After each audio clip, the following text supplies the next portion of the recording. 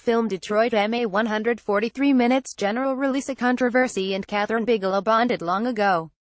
Like most filmmakers, she and her regular collaborator, screenwriter and journalist Mark Boel, shape their stories to boost their dramatic effect. Detractors of their films, which are based firmly on actual events, tend to blast them for not going all the way, and delivering the truth and nothing but the truth. Will Poulter plays the sadistic and racist police officer Philip Krause in Detroit. Detroit, set during the city's 1967 race riots, is the latest example.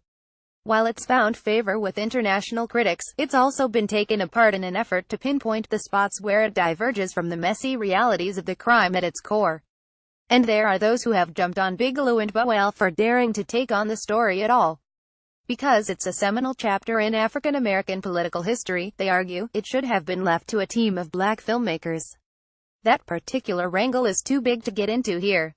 Variations on the same theme have been keeping writers, artists and academics zestfully engaged for some time. But it is worth taking a look at the question of whether or not the film is tarnished by its lapses into fiction. Mixing in news footage of the riots, it begins in semi-documentary style with a police raid on a Detroit speakeasy. The club's black patrons are roughly bundled into wagons, outrage mounts, and the street demonstrations and looting that follow leave the neighborhood devastated.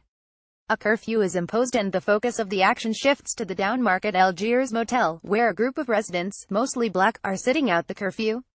And just outside, amid the mayhem on the street, are three young Detroit cops, led by Philip Krause, Will Poulter, whom we already know to be trigger-happy. They're keeping an eye out for snipers, and after hearing a shot and deciding that it's come from the Algiers, they storm the place, rounding up the residents and subjected them to hours of torment, physical and psychological, in an attempt to find the gun. At the end of it, 3 men are dead.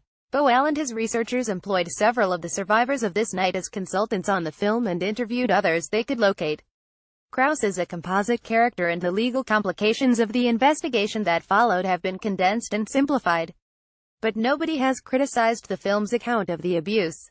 And using handheld cameras, tight close-ups and jittery editing rhythms, Bigelow puts you right there with the victims, who are beaten and bailed up in a corridor, faces to the wall, while Krause and his men terrorize them for hours. The frequent switches in point of view do nothing to diminish the claustrophobic intensity, but they do let you know what's at stake for those involved.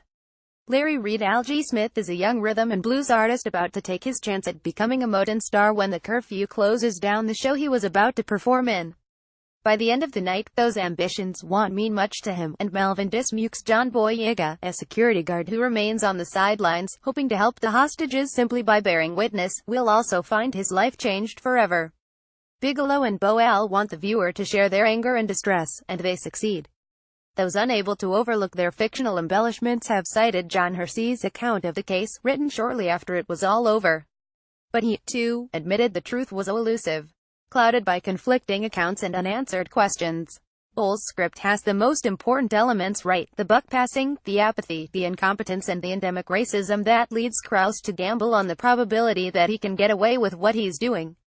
Poulter imbues him with a callous mulishness, that docent camouflage that he's almost as panicky as his victims. The stench of fear is everywhere.